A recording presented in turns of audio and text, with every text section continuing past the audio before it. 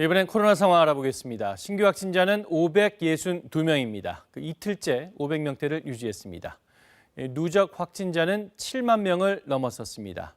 6만 명을 넘은 지 13일 만인데 앞서 1만 명이 증가할 때보다 조금 느려졌습니다.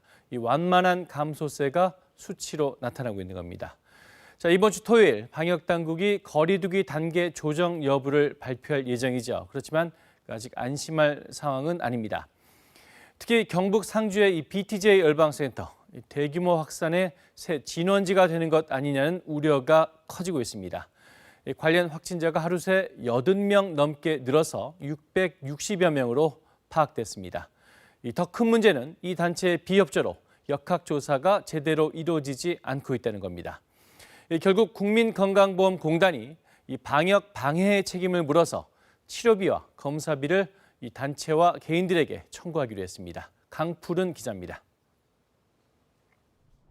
국민건강보험공단이 추정한 열방센터 관련 확진자 치료비는 모두 30억 원. 이 중 26억 원을 공단이 부담하게 됩니다. 확진자 수 570여 명대 기준인데 감염자가 660명을 넘은 지금엔 더 많은 공단 자금이 투입돼야 합니다.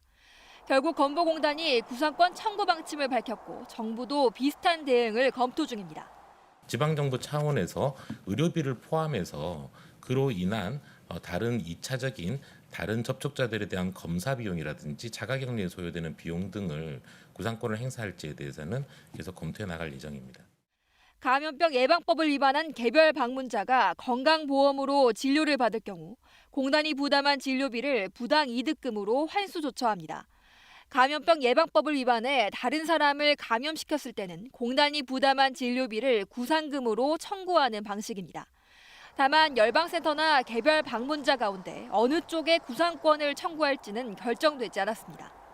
코로나19 감염 원인을 제공한 쪽이 어디인지 구체적으로 살펴봐야 하지만 방문자들의 비협조로 역학조사조차 쉽지 않은 상태입니다. 앞서 공단은 지난해 9월 역학조사를 거부했던 서울 성북구 사랑제일교회와 전광훈 담임목사에게 5억 원대 구상금 청구 소송을 냈습니다.